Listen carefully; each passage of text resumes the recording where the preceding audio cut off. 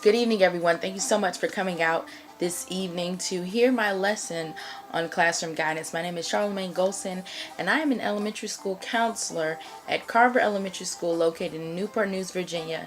And I will be doing a presentation about the specific group that I chose to work with, which is second graders. So let's get started. Alright, I chose to develop a lesson plan for the second graders of Carver Elementary School because I have a passion for working with children that come from economically disadvantaged backgrounds. And so at Carver Elementary, that's located in a certain part of Newport News where students don't come from the most economically advantaged homes. With that being said, a lot of resources that are needed, a lot of adequate resources that are needed to really help children improve academically, socially, emotionally, mentally. They're not given and they're not afforded to the children at this particular location. And so that really meant a lot to me. Also, the population here is predominantly African American, and I really wanted to come to this school to really help instill hope in the lives of these children, as well as provide them with valuable life skills, academic skills to enhance their growth and set them up for success, even though society has not necessarily set them up for success. And so I know that they're intelligent individuals here, our second graders. I want to get them while they're young and instill these values in them at Carver Elementary. So after thorough research, I discovered that the second graders of Carver Elementary School did not pass their math SOLs. The following year, I conducted further research and asked one of the teachers what is a specific area of development could improve on, and I was told that the children are struggling in the mathematics section, dealing with 100s and counting by tens to get to 100, and they're not quite sure that you can group 10 groups of 10, there we go, to achieve 100.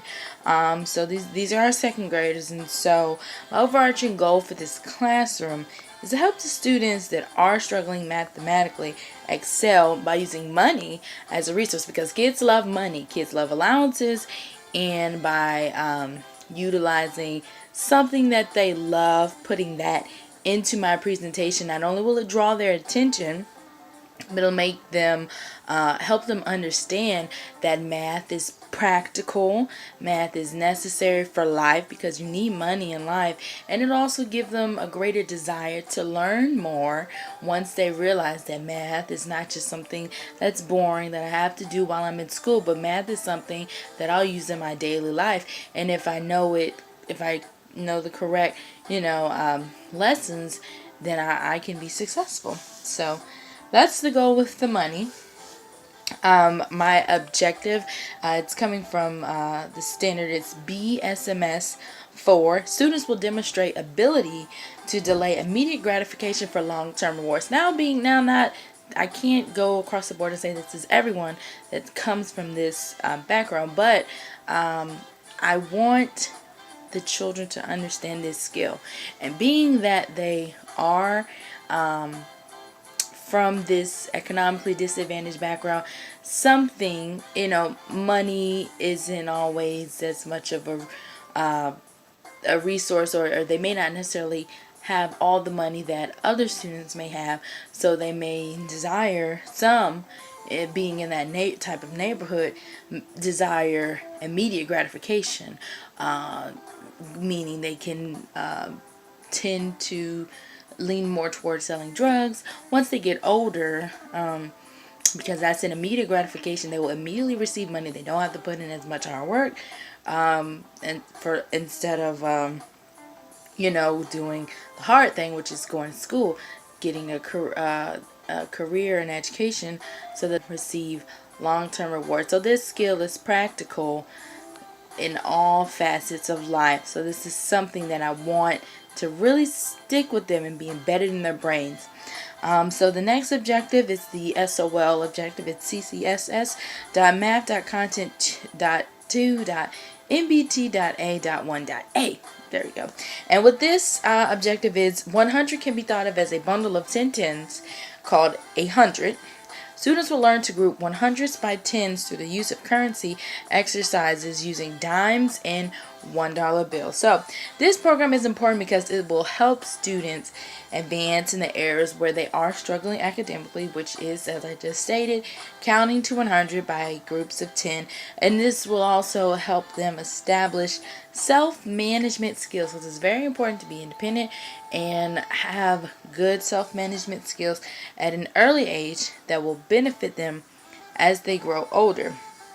So my goal, as I stated before, is to help children learn to delay immediate gratification for long-term rewards, as well as understand that 100 can be thought of as a bundle of 100 pennies. And then you have 10 dimes, and you can group them together to get $1. So it's practical.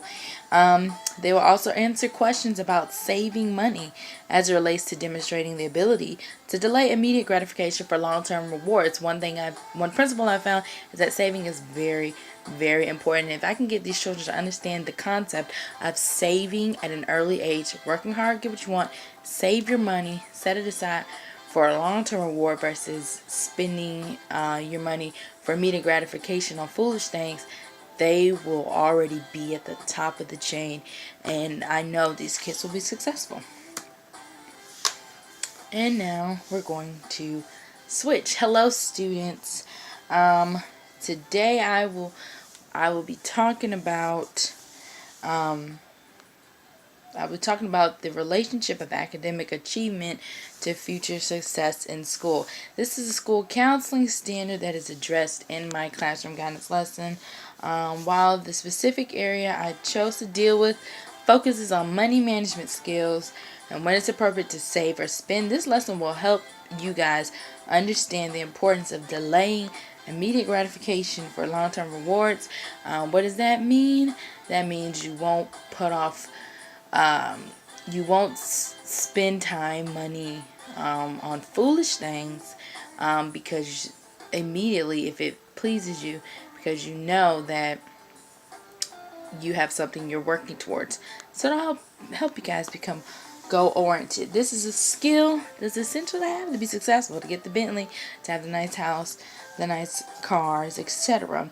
If you have dreams to go to college, to be whatever you want to be, a fireman, a police officer, sometimes you have to deny those things that make you feel happy right now, like going to go play with your friends, putting off your homework until the evening, playing sports and not doing what you're supposed to do first. So this will definitely help you all. Let's see, our objective is to learn to group 100s by 10s through the use of currency exercises. So we're going to learn how to group 10 groups of 10 to get to 100. So I will be presenting this lesson to go over the introduction, the activity, processing, and closure. I will ensure that each topic will be presented in a way that you all will have an